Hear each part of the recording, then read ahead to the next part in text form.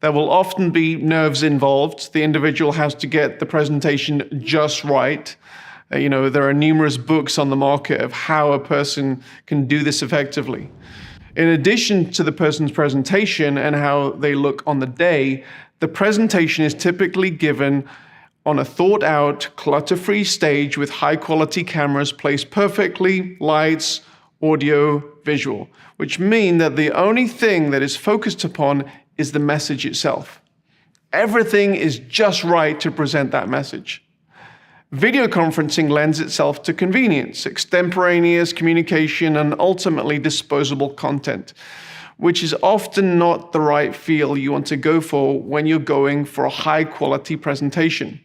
While a presenter can prepare their content in a similar manner to a TED Talk, presenting it through a webcam in a home with poor lighting, poor audio, and distracting background, with a high risk for video dropout and audio sync issues and typically no tech help, it's not often the most ideal solution. It must be noted that there are definitely ways to improve the production quality of video conferencing conversations, recording on a higher quality camera with better lighting, audio. However, these things can often be logistically challenging, especially if you're dealing with a presenter half a country away that is slightly tech challenged. Number 2, the buffering issue. Now, personal experience and larger analytic studies reveal that audiences hate buffering. Frame drops, other glitching in video, low latency video technologies currently make the risk of such occurrences happening much, much greater. And the risk is only increased with a larger audience. To avoid issues like this, when presenting to larger audiences, we suggest that you utilize a professional encoding solution for such live situations. Now, thinking about what you want to communicate and how that will be communicated needs to be a holistic process, whether you are planning in person or online. What is the content? How is it presented via video? i.e., what is the production quality? And what platform you are using to present it are all relevant questions to answer. Sardius, we have a high-quality interactive platform. However, if the production quality and the content of the video is not very good, then the overall experience will not be a compelling one. So that's pretty much all there is for this section, but let's go through our checklist.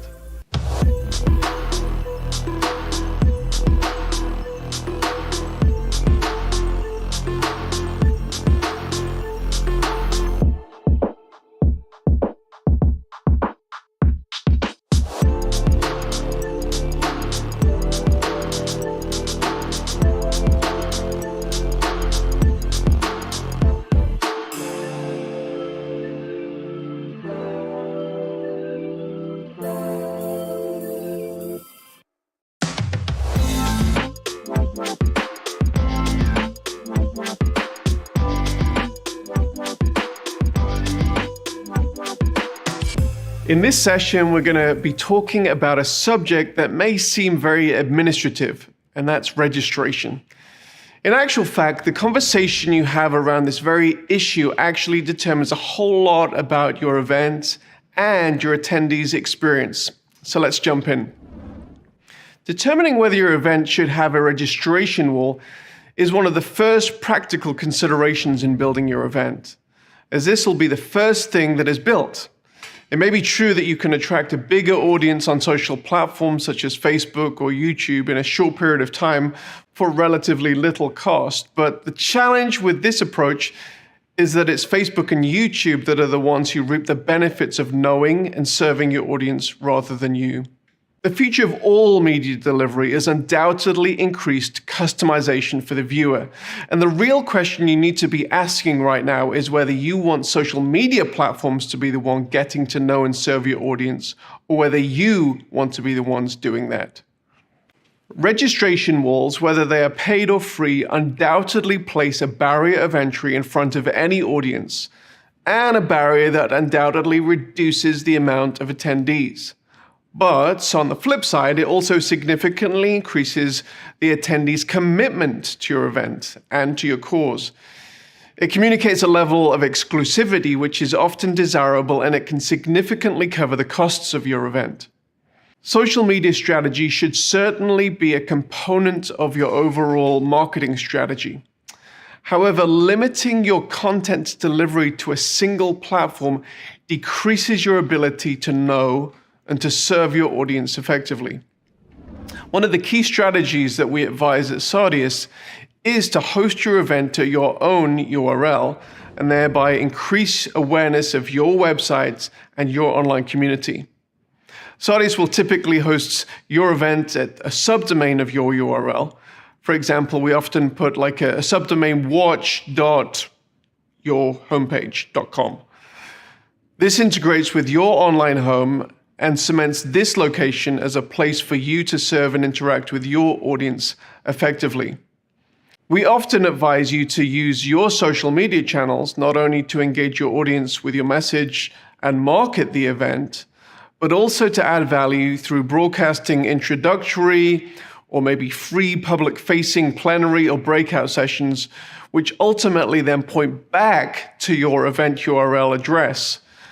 And maybe we say clip out certain highlights throughout the event and throw it onto your social media channels. If you don't have an extensive social media presence, it might be advisable to utilize some channels of friends, maybe sponsors or other friends that do have a significant online social media presence. And in that way, you can syndicate valuable content, which can ultimately grow your audience. Now, once you've determined that you wish to create a registered event, another key component to this decision is whether the event will include a paywall or not, and also what type of information you need to collect during this registration process. So we'll go through a few of those type of events. Let's look firstly at the free event registration. Now, that might be as simple as collecting the email addresses and names of your attendees, and some clients even provide the main sessions of the broadcast completely for free with no registration at all, but then offer many of the features of interactivity, the breakouts, maybe the post-event video on demand as perks, which come if you do that free registration. Such a free registration may be worth it to you in order for you to build your CRM database. Keep in mind that it's often advisable to actually connect the registration information collected here to your day-to-day source of truth client database so that you can make the most of the data. And also to understand how your audience has interacted with your event through the analytics, which we will address later. Once we've determined to do a registration, one of the next key questions is, should I charge for my event? Now, a paywall doesn't always mean that you have to sell tickets. An alternate option could be a voluntary suggested donation for the event, especially in the case of nonprofits, which technically for us works in much the same way as a ticket sale. Many event organizers will not actually cover the cost of the event simply through ticket sales, but with revenue from other sources coming from sponsors, donations, and other ancillary revenue channels during the event. Every event is different. For one portion of high demand, high ticket price events, paying the event bill is never a challenge. But for another portion of event producers, breaking even may be a very high priority for you. Now, as you would expect, the normal rule of supply and demand applied to your ticket sales. Now, more information at registration and higher ticket prices will typically lead to fewer people making a commitment and going through with a purchase. Another consideration that is often relevant for nonprofit events is that when you sell tickets, there is a requisite expectation created related to your event of a certain level of quality in the deliverables, which often includes a high-touch customer service necessity. And therefore, such organizations may choose the route of a suggested donation for a ticket instead. Now, there isn't a right or wrong approach in answering these questions. However, you should consider them alongside your main event metrics as you build your registration. The next section we're going to look at is gathering the right information for you. With any type of ticketing, you will need to determine the fields of information you wish to collect. These may include information necessary for registration and the smooth running of your event, information necessary to create a user profile in the event, and any other marketing information that is helpful for you.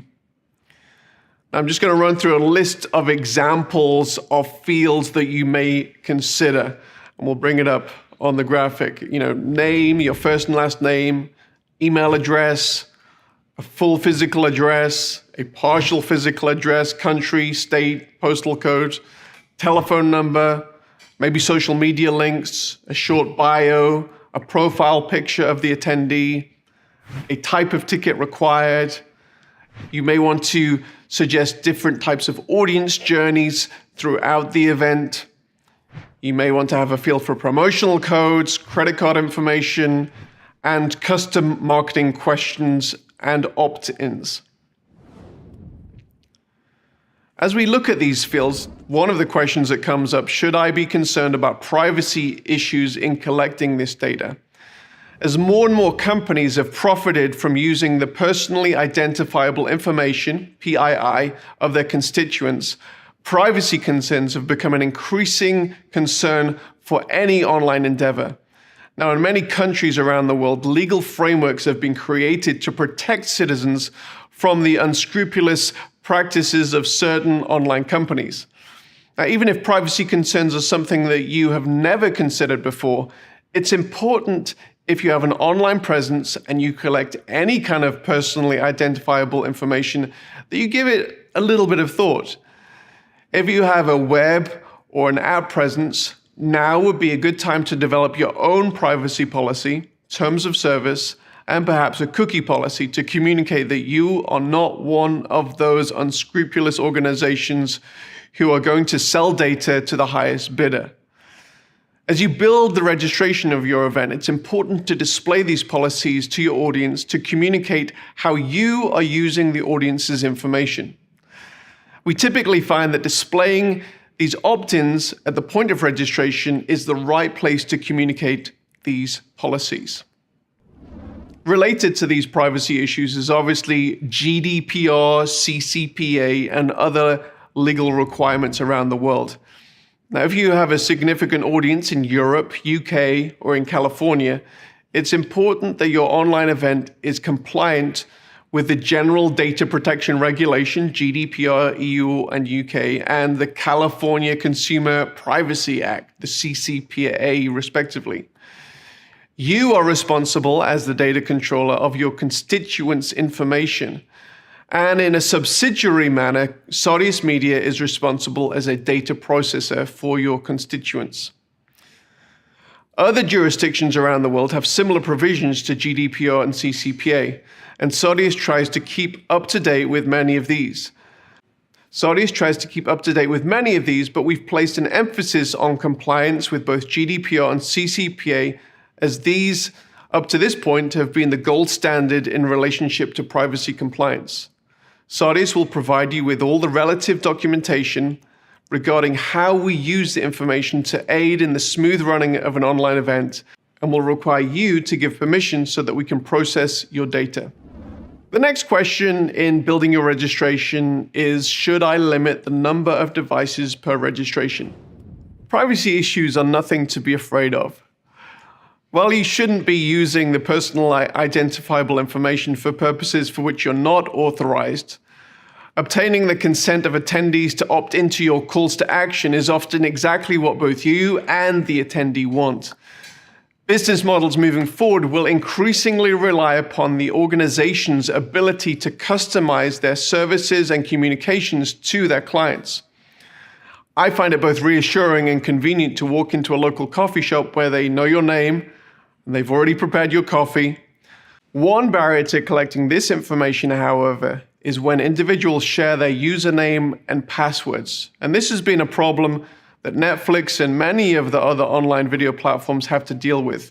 When Barry from accounting tweets out his access codes and suddenly 1,500 people are using it, you have a lot of useless information about Barry. Added to the fact that you may have missed out on selling many tickets and a lot of money. For these reasons, we recommend that you limit the amount of devices per registration. When an individual buys a ticket or registers to a Sardius-powered event, a unique token is created per registration, and that is used to create the individual event journeys throughout the event. It's also possible to restrict the amount of devices that can access the event on that token. As you build the registration, it's important to consider your goals and whether you wish to restrict each token to a specific number of devices, whether it's 1 device, 10 devices, 20 devices. Audience journeys. You may choose to develop an event where every attendee is served the same content the same way. Alternately, you may wish to create an event where the audience either chooses or is placed in a custom journey related to their audience segment. In much the same way as you have choices in an in-person event, you need those same choices online.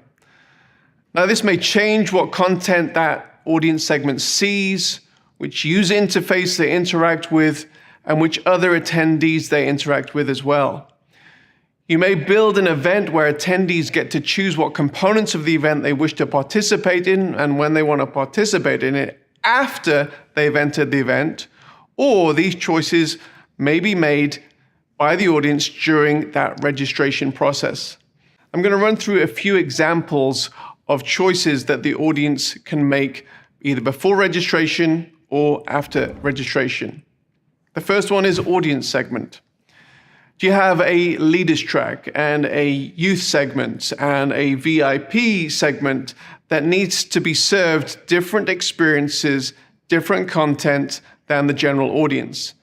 This might be determined by a ticket type in the registration process. Secondly, breakouts. Do you have multiple breakout sessions in your event, some of which should be attended by different affinity groups? Again, it is possible for individuals to opt in to this right journey for them in the registration process and therefore make an indication of which breakout they will attend at that point. Chat watch parties. In larger events, it's not advisable to have the entire audience in one chat window. Obviously, depending on how interactive the audience is. As a rule of thumb, I always say if you have an audience over 1,000, you may consider breaking your audience into watch parties by maybe geographic region or affinity group. Selecting skilled and appropriate moderators in your watch parties can add a significant value to your event. Moderators might be subject matter experts, maybe regional representatives, or maybe in a church it might be a group pastor or a cell group leader. It's also sometimes advisable to include the actual presenter in the watch party if the video being played is actually played simulated live. And so you add that live component to the event, and so people can ask questions on the fly. One-on-one meetings is another component. Part of any event are exclusive experiences. Meeting one-on-one with subject matter experts, consultants, counselors, or for personal prayer is one such exclusive experience. While this might be decided later on in the event, it's also possible to schedule this experience through the registration process and make this part of the individualized journey for the attendee. Building your online registration. For online events, registering for the event with your organization may be the first point of contact that an attendee has with you. Therefore, there are a number of elements to think through in addition to the fields of information that you're collecting. And these ultimately relate to assets that our project managers and event managers typically ask you to provide us with. Firstly, the design of the ticketing. You need to be thinking about including your event branding in the ticket. Secondly, confirmation message once registered. This is the page that appears immediately after registration to indicate success in registration. We have some stock confirmation pages, but advise you to customize this message as it's from you to the attendee. The registration confirmation email content, this is very similar to the confirmation message we just talked about. Now, we have some examples of what good confirmation emails look like, but again, this is a message from you So it's important to ensure you get the message and the tone correct from your organization. Lastly, the pre-event landing page. Once an individual has registered, they won't experience the full event until the day that it begins. However, it is still possible to move the objectives of the event forward with an effective pre-event landing site. This is the location where registrants will be directed to upon completing registration. It includes your basic branding elements with a written welcome message and usually a countdown to when the event will open. We also advise that in addition to any text, you include a welcome video, which can help orient your audience regarding what to expect at the event, as well as creating excitement and maybe pointing people to a specific call to action that you may have in that pre-event build-up period. This might be a temporary landing page until the event watch page is created. Now let's talk about collecting money for a moment. A number of ticketing services out there handle the payment processing of an event for a significant fee, which is often taken off the top of the monies collected before the remainder then reaches you. Now, we at Saudis operate on a different model, and that's a bring your own Stripe account approach. This means that you will pay the percentage transaction fee, maybe that 2 to 3%, and then receive the income directly from your audience to your bank account. The next question is, when should I open registration? Now, some organizations have established behaviors concerning when they open registration for their events, and it would create confusion to their audience if they veered from this course.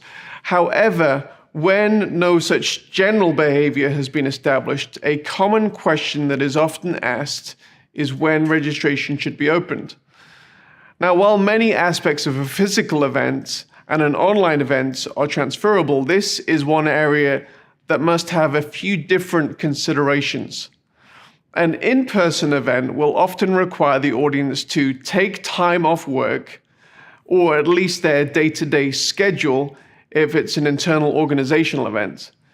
This often requires much more forward planning, including travel, accommodation arrangements. For this reason, it's often important to open event ticketing up to a year or more in advance for an in-person event. Added to this is the fact that an in-person event often has limited capacity at every level of the event, which could add the motivation to buy early. Now, an online event does not invade as much of the day-to-day schedule of an audience, a fact that must be considered when creating the event schedule if it's entirely online.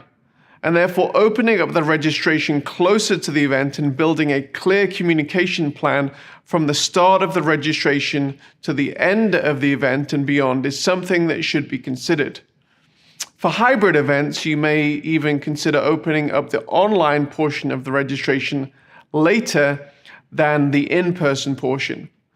While you can still utilize early bird pricing in online events have no real space limitations for the size of an audience.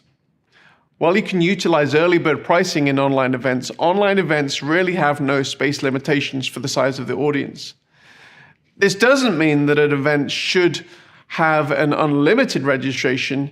Unique limited experiences based on human limitations of breakout watch parties or VIP one-on-one consultations may create that exclusivity that is often a big selling point for an in-person event. So that's pretty much all there is for this section. So let's go through our checklist.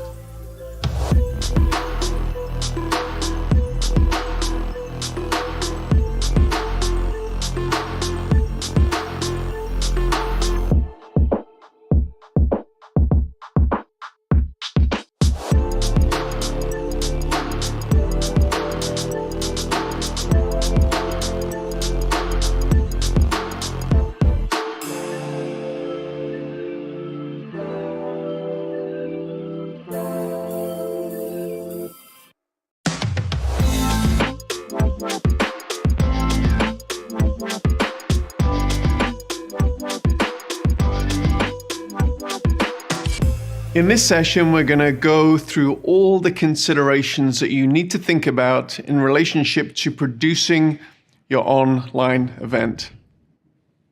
When you design a large in-person event, much thought is often given not only to the content that is delivered from the stage in the main plenaries, but also to the design of the stage and the main auditorium. Also critical is the decor, flow, and hospitality from registration through the main sessions, the breakout seminars, the layout and the movement flow of attendees moving from main session to the exhibition hall, let's say, and finally, the time and the spacing between sessions. All of this process, along with thousands of other considerations unique to your organization, takes time and consideration. The bottom line is the way that the event is designed communicates to attendees their value and the value of the experience. Design gives us the opportunity and the ability to create the correct emotion and feeling needed to highlight the importance of the content that is being communicated in your event. Now, similar motivations must guide the approach to designing an online event. An amazing brand contained with killer design, implemented with a highly intuitive user experience, will create the difference between a good and a great event. Creating this wow factor, as we like to call it, is something that will create that difference. Your audience is typically part of your tribe. They've come to your URL to experience your event. Now, while your audience could experience your broadcast within the context of a social media platform or even a cookie-cutter platform, in such scenarios, often the platform itself becomes a dominant part of the experience. You are in essence meeting in, say, Facebook's building rather than your own.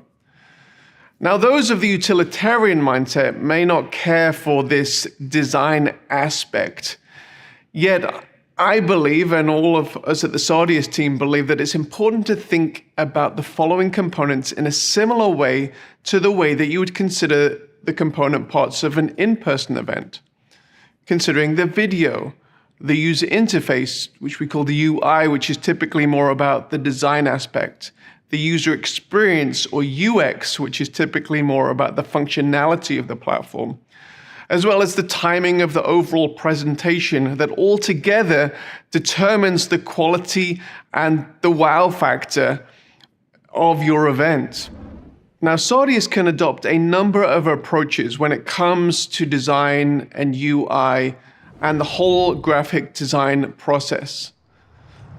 The first approach that we take is that we do everything. Sardius always provides the user experience functionality related to how the event works, and we can also offer professional design services, which can be limited to simply the user interface of the main watch experience, but could also be extended to creating a unique brand guide with logos, graphical assets, motion graphic assets to avoid the workload for many busy design departments, or create a unique interface for smaller organizations that may or may not have a design department.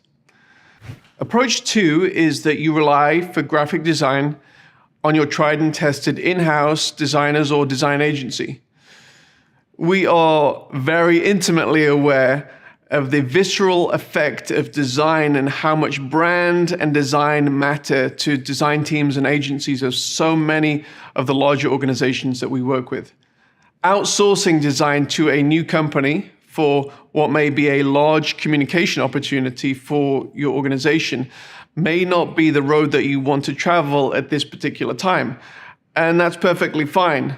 In such situations, Sardius provides your design team with the different wireframe templates and options and previous examples of event layouts and user experiences that have been successful in our experience, and invite your design team to dream about what your brand would look like in the most optimal situation, often creating a flat design that then our team brings to life.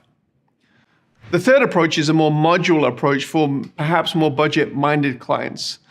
For those more conscious of time and budget, there are also more modular approaches that we can offer in this situation, giving you dimensions of some of the design elements that are needed to be populated for an event. In this case, it will still feel like you customized, as you will be responsible for colors, images, and design elements. However, it is a stripped down approach. A list of design elements that you need to provide will be given to you by your event manager. Regardless of how the user interface is created, there are many design type elements that you will need to provide to our project management team that will be used to build the event out, and your event manager will provide you with that list. Coupled with an excellently designed user interface, which effectively communicates your brand, is the schedule and structure of the event, and considerations of when to present certain components of the event. Now, we take the approach that an effective online event is not a static web page with a library of video and other information that the attendee gets to navigate through on their own time, although there is a time and a place for this type of experience, and a component of it may even be part of your live event, but rather an effective online event, in much the same way as an in-person event, is a shared experience of different event sessions that are served to the attendees in real time, in much the same way that an in-person event happens. Most events consist of main plenary sessions, breakout seminar tracks, and other type meetings. These sessions form the backbone of the event in terms of content delivery. Therefore, it's important to consider a number of factors in delivering the most optimal experience for your attendees. The run sheet, or stage and content order. Before considering anything technical, one of the most important tasks you as the event producer will have to undertake is developing your event run sheet. This will require you to think through your overall event purpose and metrics, what you're trying to achieve in different parts of the event, and how do you want to structure the communications and the content flow of the event to achieve those goals. Now, traditional in-person entertainment will often build towards the best entertainer who is topping the bill, which typically happens last or close to the end of the event. While you might consider this, it may also be helpful to think of your entire event in the same way that you would consider a single presentation.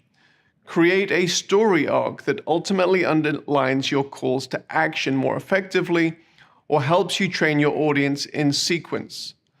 One of the main benefits of online events is the ability to include presenters from around the world in a way that would not be possible if they had to travel to your event at an in-person location. There are a number of effective softwares and simple templates available to help you manage your minute-by-minute run sheet for the event. Just be aware that despite all of your careful planning, many, maybe most, run sheets won't go exactly as planned, especially if you're broadcasting significant portions of your event live. Broadcasting your event live has many exciting and important psychological benefits, of which I love, but predictability isn't one of those benefits. It's important to plan for the unexpected in your run sheet. Allowing for the unpredictable in your online schedule is something that you should be aware of. Sardius gives you the ability to create very complex event schedules ahead of time, which you will need to do.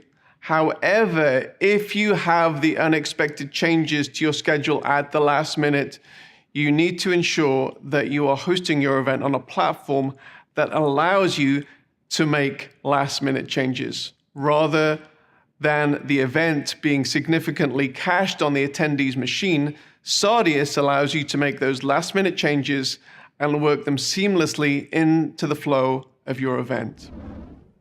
Now let's turn to the video production of the event. Typically for an in-person and a hybrid event, it's recognized that video production must be of a certain quality level. The same realization is not always recognized with exclusively online events.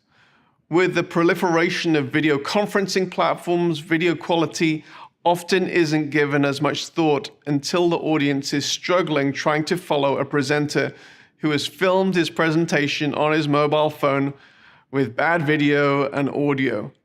And when we speak of video production quality, we're speaking of video camera quality, audio quality, lighting quality, background quality, and finally, broadcasting quality.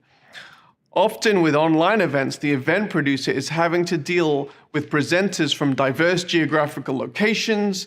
In the past, may have only been the preserve of outside broadcasts on newscasts of election coverage. Without having to produce full-on TV quality, here are a few suggestions to produce the best quality video for your event and mitigate against some of the inherent risks. Number 1, obtain a central location to film and broadcast from. Most individuals don't have access to high-quality video production gear. Now, this has changed somewhat in the post-COVID world, and even if you do, it is often wise to have a second set of eyes as a video producer to ensure quality production. If you obtain a central location to shoot the event with a higher quality production level,